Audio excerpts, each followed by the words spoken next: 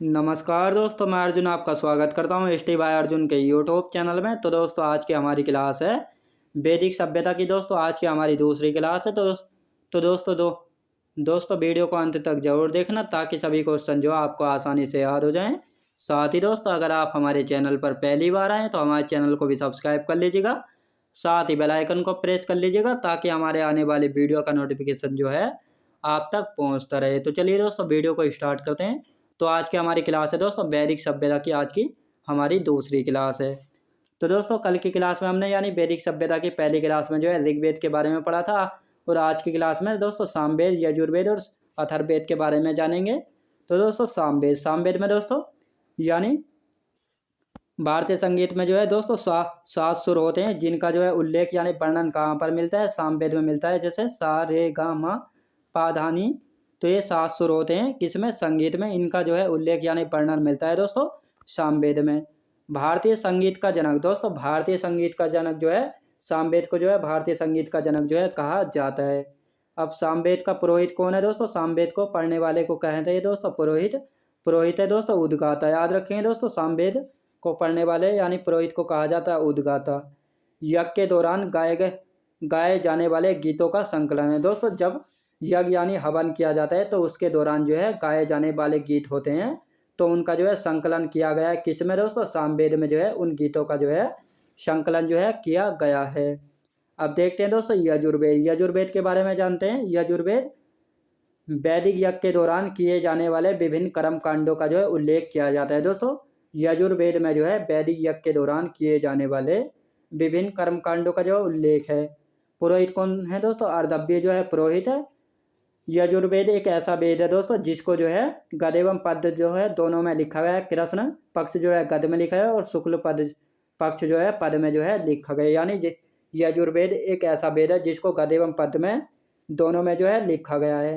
वैदिक यज्ञ के दौरान किए जाने वाले विभिन्न कर्म कांड दोस्तों, अब कर्म कांड क्या है, यानी जब हवन के दौरान जो है पंडित जी कहते हैं चावल रखो, सामग्री रखो, बहुत सारे ऐसे सामग्री वगैरह या वस्तुएं होती हैं जिनको जो है पंडित जी जो है या ब्राह्मण जो है रखने को बोलते हैं, तो उन्हीं को जो है कर्मकांड जो है कहते हैं। इन सभी कर्म कांडों का जो है उल्लेख कहाँ पर मिलता है, यजुर्वेद में जो है मिलता है। अब देखते हैं दोस्तों अथर्ववेद। अथर्ववेद के बारे में जानते हैं जो कि चौथा वेद है अथर्ववेद। अथर्ववेद का अर्थ क्या है दोस्तों, अथर्ववेद जो है अथर्वा ऋषि के नाम पर जो है रखा गया। अब अथर्वा ऋषि का अर्थ क्या है दोस्तों, जादू टोना। याद रखें दोस्तों जादू टोना किसका अर्थ है, अथर्वा ऋषि का है, और अथर्वा ऋषि के नाम पर जो है अथर्ववेद का जो है नाम रखा गया है। अथर्ववेद में जो है दोस्तों जादू टोना, वशीकरण, भूत प्रेत से संबंधित विधियों का जो है उल्लेख किया गया है।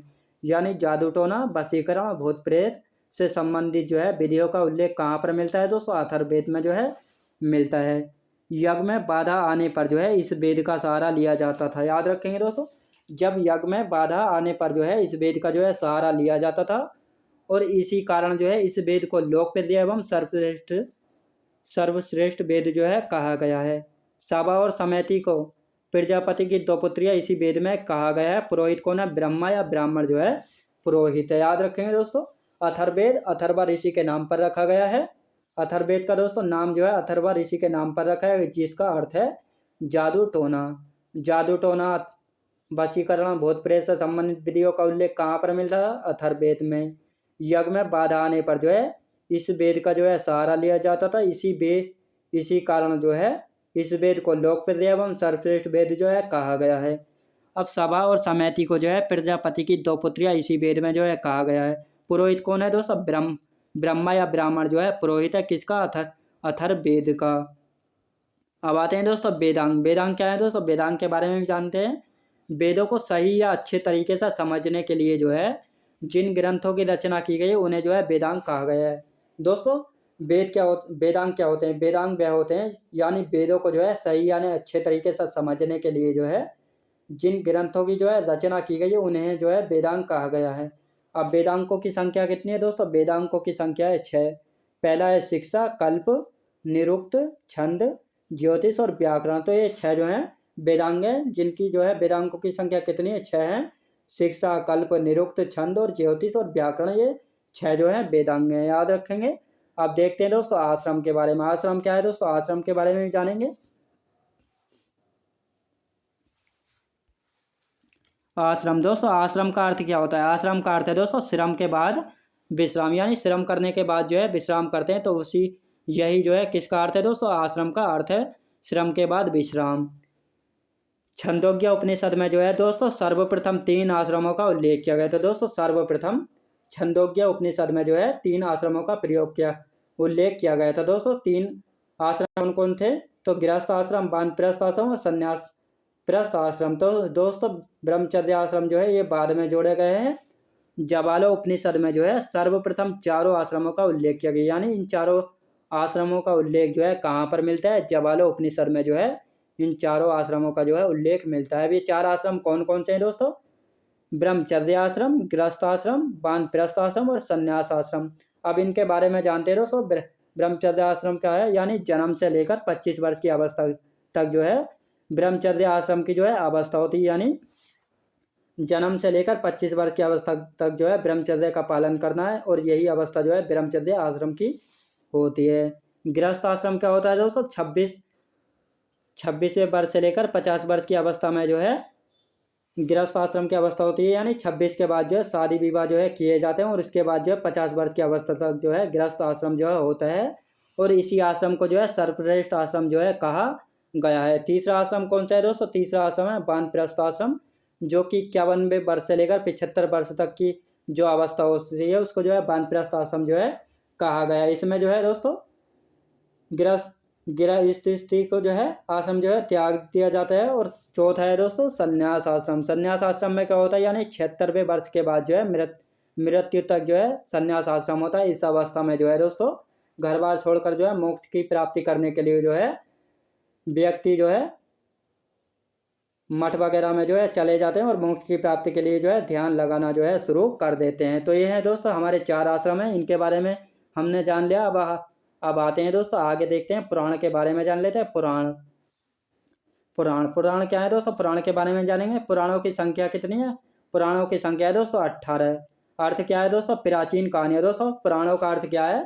प्राचीन कहानियाँ होती है, यानी पुराणों में जो है प्राचीन कहानियों के बारे में जो है लिखा गया, यानी प्राचीन कहानियों का उल्लेख यानी वर्णन मिलता है पुराणों में। पुराणों के संकलनकर्ता कौन थे दोस्तों? पुराणों के संकलनकर्ता कौन थे? महर्षि लोमहर्षि एवं उनके पुत्र उग्रश्रेवा जो है पुराणों के संकलन करता थे। वायु पुराण। दोस्तों वायु पुराण से जो है गुप्त वंश के बारे में जानकारी मिलती है। मत्स्य पुराण से सातवाहन वंश के बारे में जानकारी मिलती है, और साथ ही दोस्तों मत्स्य पुराण जो है सबसे प्राचीन पुराण, यानी सबसे पुराना पुराण कौन सा है दोस्तों? मत्स्य पुराण है, जिससे जो है सातवाहन वंश के बारे में जो है जानकारी मिलती है। अब आते हैं दोस्तों मार्कंडेय पुराण। मार्कंडेय पुराण से जो है महामृत्युंजय मंत्र जो है मिला है, यानी महामृत्युंजय मंत्र जो है कहाँ से लिया गया है? मार्कंडेय पुराण से लिया गया है, जो कि शिव जी के लिए, भगवान शिव के लिए जो है समर्पित है। विष्णु पुराण। विष्णु पुराण से जो है किसके बारे में जानकारी मिलती है दोस्तों? मौर्य वंश के बारे में जो है विष्णु पुराण से जो है जानकारी मिलती है। दोस्तों पुराणों की संख्या कितनी? 18। अर्थ क्या होता है? प्राचीन कहानियाँ। संकलनकर्ता कौन है? महर्षि लोमहर्षि एवं उनके पुत्र उग्रश्रेवा। वायु पुराण से गुप्त वंश के बारे में जानकारी मिलती है। मत्स्य पुराण से सात वंश के बारे में जानकारी मिलती है, और सबसे प्राचीन पुराण है दोस्तों मत्स्य पुराण। मार्कंडेय पुराण से जो है महामृत्युंजय मंत्र जो है लिया गया है, जो कि भगवान शिव को जो है समर्पित है, और विष्णु पुराण से जो है मौर्य वंश के बारे में जो है जानकारी मिलती है। तो दोस्तों मैं उम्मीद करता हूँ आपको वीडियो क्वालिटी कंटेंट वगैरह सभी कुछ आपको पसंद आया होगा। पसंद आया हो तो लाइक शेयर और सब्सक्राइब करना बिल्कुल भी ना भूलें। साथ ही दोस्तों अगर आप हमारे चैनल पर पहली बार आएँ तो हमारे चैनल को भी सब्सक्राइब कर लीजिएगा, साथ ही बेल आइकन को प्रेस कर लीजिएगा, ताकि हमारे आने वाले वीडियो का नोटिफिकेशन आप तक पहुंचता रहे। चलिए दोस्तों मिलते हैं नेक्स्ट वीडियोज़ में।